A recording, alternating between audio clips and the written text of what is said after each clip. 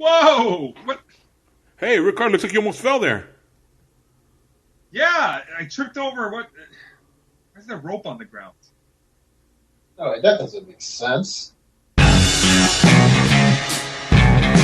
to TFSPOD It, the Few Show Podcast. It's 24/7 Lou, and that's Ric-Hard saying WWE just like our intro.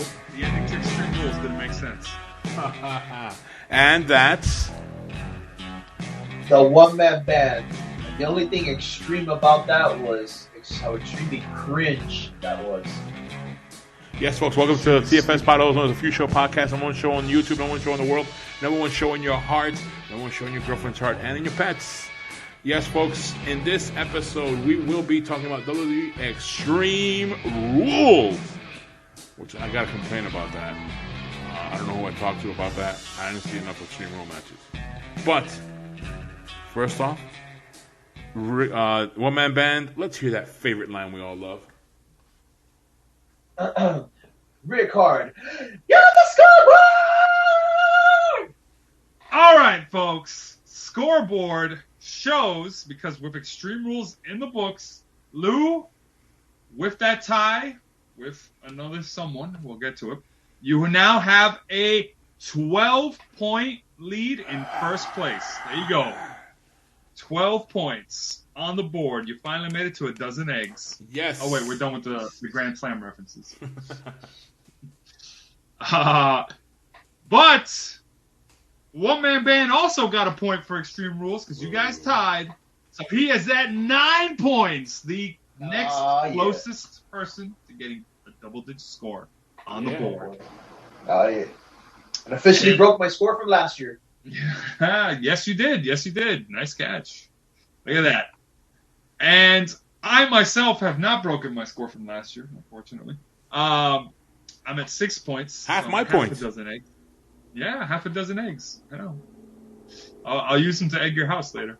Whoa. I mean, we don't condone extreme violence like that on this show. Only on Extreme Rules. Only on Extreme Rules. Yes, exactly. Tied for fourth place, you've got J. Few and the Randomizer at 3 points. Nothing new there. And then you've got, following them with 1 point apiece, Bogey, Big Al, and Ismail. What an extremely weird name. And then everyone else is at 0. There we are. And that's the scoreboard. Yes. Back to you, Lou. Thank you. Wow, there we are. That's the scoreboard. 12, but oh man, one man band on my heels.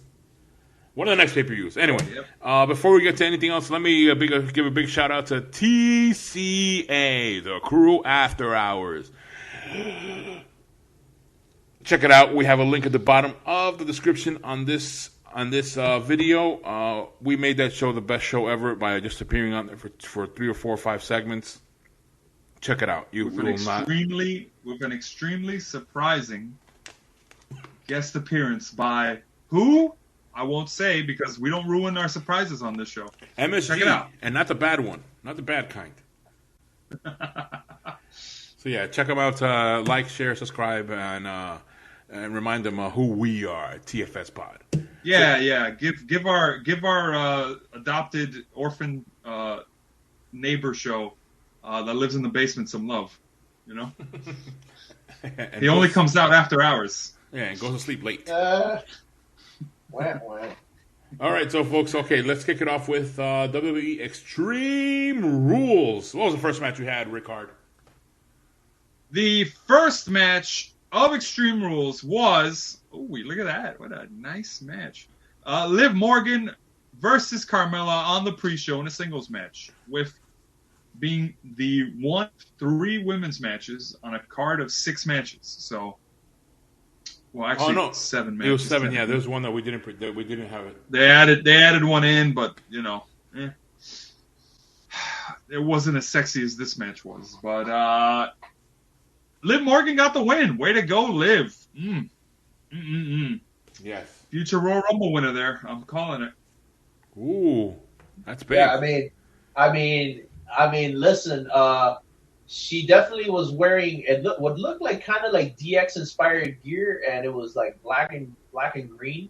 You know, I mean, I'm not saying it was DX inspired, but you know, oh my god, I'm about to say this, and she can definitely suck it. But yeah, but you know, yeah. Oh, Extreme. yeah. All right, we're starting it off with some good extreme content there. Hey, extreme rules, right? You know. Yes, Liv Morgan was looking extremely good. Yeah, that's for sure. All right, She definitely won the extreme. She definitely won that extreme category. Yeah. Mm-hmm. Yes. Okay, let's go with the first match of the night on the official show, which we didn't do predictions for, but still occurred. It was the New Day versus Bobby Lashley, AJ Styles, and Omos. Mm-hmm. And the New Day got the win. So big props and big ups to Big E, you know? Which is, you know what, a bit insulting too. Because why didn't the WWE champion have a match on Extreme Rules? The championship wasn't defended, you mean? Yeah, it wasn't defended on a Because the champion did have a match, Lou. Oh, there you go. Championship Not for the title, though. Yeah. So, yeah, that's a bit upsetting about that. So, but minor thing, still no extreme match. Kind of came out of nowhere. I don't understand what that was about, but All right, next match. Next match. Oh, wait, who won that one? Who won that match? The New Day won. The New Day won, yes. Next match of the night was the Usos versus the Street Profits, with the Usos getting the win. And that was a title match. Yes, that was for the the SmackDown Tag Team Champions. Mm-hmm. So, interesting.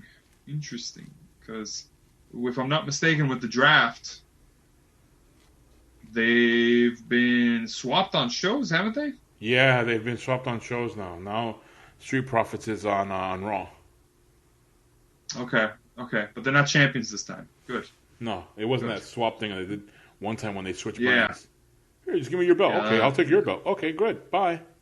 And now it counts as a separate reign. Remember that? Yeah. Oh, oof.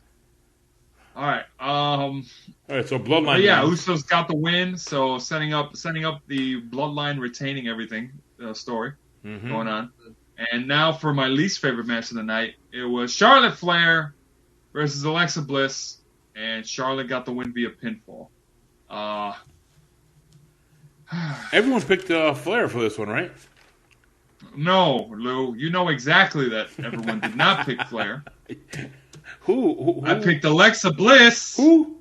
Because I was thinking Alexa would lose via DQ.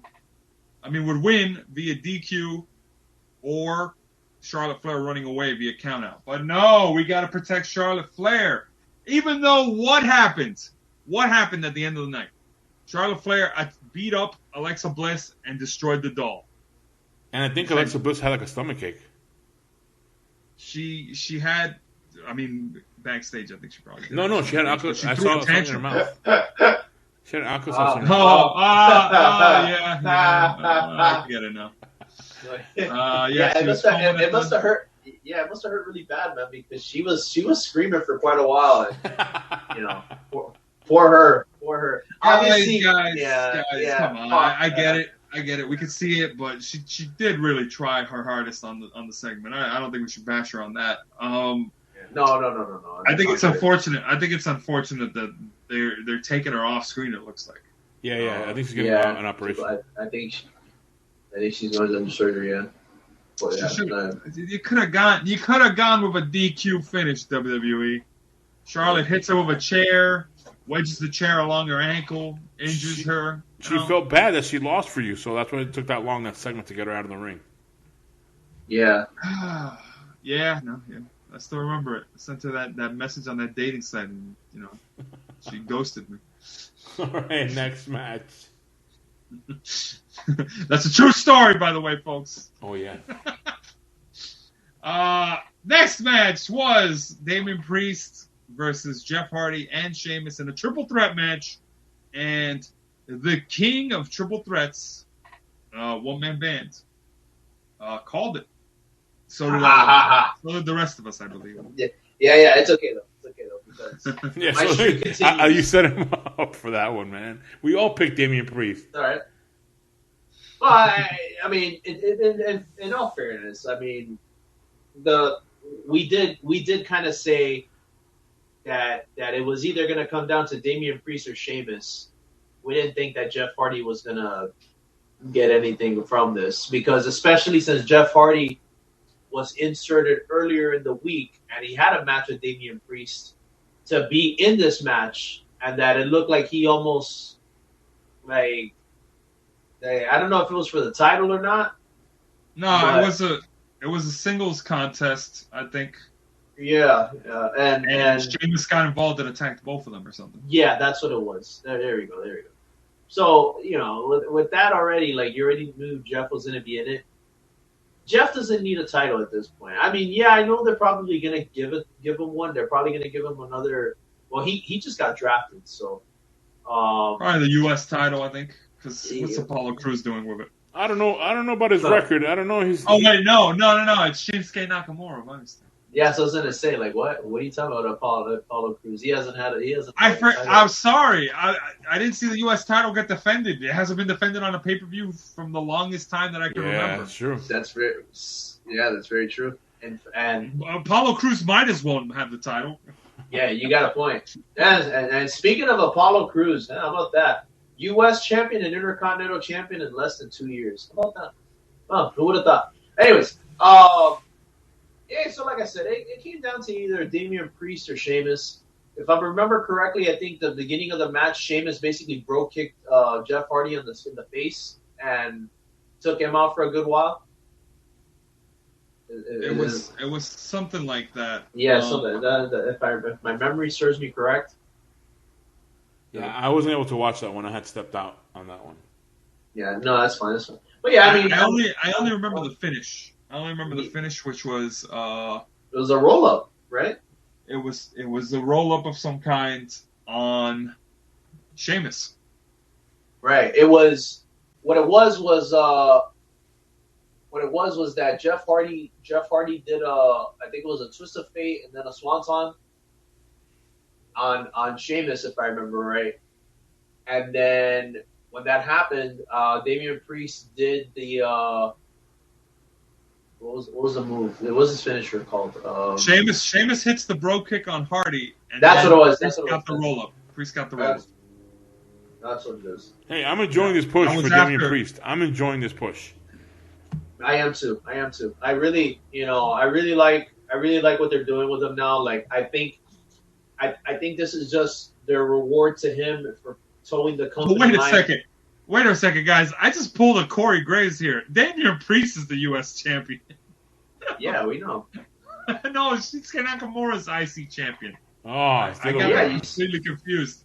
Yeah, and by the way, if you don't get what I'm referencing, after Damian Priest retained, he was outside saying goodbye to the fans, and Corey Graves, of all people, goes, "Don't leave your sets yet. We still got the SmackDown Women's title and the U.S. title being defended tonight." He meant Universal, but we were like, I was like, wait a second, what? Is Damian Priest about to defend his title again? Must be tough having someone in your ear and then saying the stuff. It has to be. Like, all jokes aside, it has to be a pain to have somebody screaming in your ear while trying to call a match and not being able to say certain words either. It's kind of annoying. We've all, at some point, if you've ever worked somewhere, if you've worked anywhere, pretty much at some point, you've dealt with someone who's a micromanager, and yeah, it's not pleasant. All right, so next match. Unless you're not good at your job, in which case, Next match was the man Becky Lynch versus Bianca Belair for the SmackDown Women's Championship. And, all right, so we've got a bit of a debate here going on, but it doesn't make too much of a difference, according to One Man Band. But Wikipedia shows the match ending in no contest due to outside interference from, by the way, I called it, Sasha Banks making her return and attacking both of them. However, most wrestling websites, and if I'm not mistaken, WWE themselves announced it as Bianca Belair winning by DQ. So get your facts straight, Wikipedia. Go back in there and update it. Either way. We know you changed it. Come on. We know you changed it. But yeah, no winner was decided. No championship changed hands. And they managed to make it so that Bianca Belair doesn't get her title back or a win, but she doesn't lose either. So I don't know how I feel about it. So a sort of protected finish. Yeah, pretty much a protected finish, sort of. So build up. Here. I'd say that was the worst payoff of the night, but the main event's coming. So. But wait. so that's match 6 of the night, right? Yep. And no Extreme Rules yet. Okay. No Extreme Rules, yeah. No Extreme Rules. Okay. All right, and then the next match? Man, it's almost like we were sold a false bag of goods or something. Next match was, and it was the main event, Roman Reigns versus the Demon, Finn Balor, in an Extreme Rules. There you go, Lou. You see, all you had to do was wait for 3/4 of the show. So yeah, this match. By the way, and I did bring this up to One Man Band when we watched it because he talks about entrances. Roman Reigns came out first. Yes. So that was an interesting subversion of expectations. I noticed that.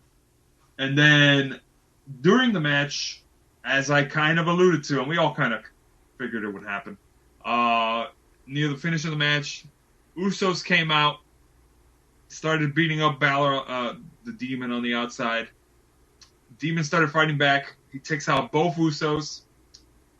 Reigns spears him through the barricade. All 4 men are down. And then and this was cool. I liked it. I completely 100% liked it. This was very cool. The lights started, beating dark and reddish, and you had the heartbeat going, and then the Demon started convulsing, and then he just rose up from the ground. The music started playing. All of it was amazing. He does the running drop kick on Reigns. Reigns goes through the table on the outside. He throws Reigns back into the ring. He starts climbing the top rope. He's almost synchronized with the music at this point. You know how his entrance gets. Yeah. He's about to hit coup de grace, and then the top rope just buckles. The music stops playing. Lights go back to normal. The Demon's grasping at its legs. It looks around, doesn't know what's going on. Spear. Reigns wins. Dumbest swerve and pointless too. Yeah, I agree. What was that? Somebody made a comment, and it was funny as hell. Because somebody made a comment about they somehow tied it to I think it was Randy Orton that I think Randy Orton won on Raw the next night and pointed up to the sky and kind of like was like saying thank you Jesus, and I think it was Ollie Davis from Wrestle Talk that made a comment saying like, yeah, so Randy Orton was pointing up to Jesus, and then Roman says like, oh, something about Roman Reigns afterwards. And he was like, so wait a second, is Jesus a Roman Reigns fan? And is God a heel? Kind of deal. It was so funny. Hey, to be fair, this isn't the first time the Almighty Creator has been referenced in wrestling. Yeah. Now here's another thing too. But, I want to on this one. How do you build up a moment like that and then not have him win? What's the point of doing that? Forget that. The Demon, the follow up is terrible. The Demon's just vanished from contention. Yep. No reference to it. Roman Reigns, no, I got lucky. It's just yeah, I won. On to Brock Lesnar, and I'm just like, this was a complete throwaway feud. 100%.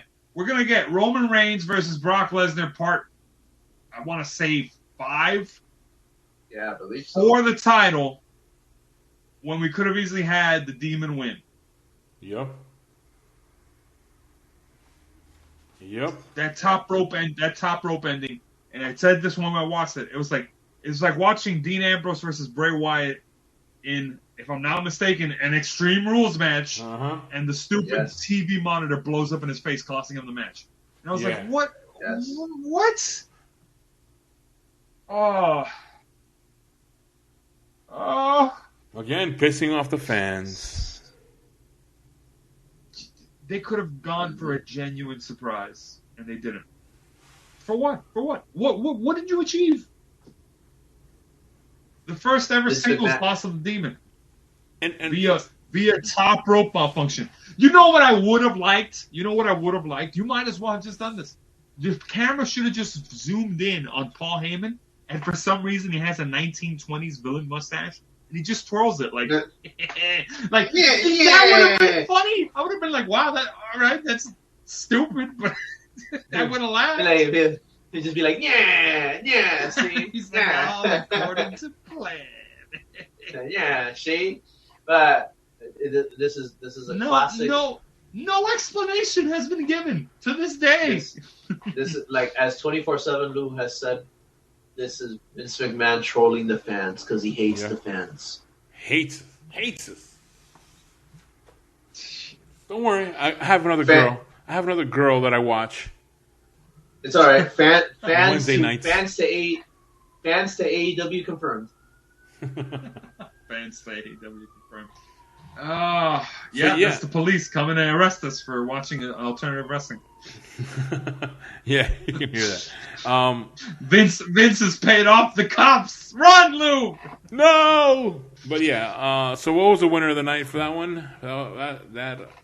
The point you all want to address, huh, Lou? Because otherwise it'd be pretty scary. The winners of the night, we had a tie. So just for the title, for the 24/7 title run, it would show that on Wednesday of the week of Grand Slam, you had the Randomizer win the 24/7 championship. Mm-hmm. Then on Friday, a one-man band would win it off the Randomizer. You know, he attacks him backstage, has a referee come out, probably rolls up the Randomizer while he's talking to some cute girl or something.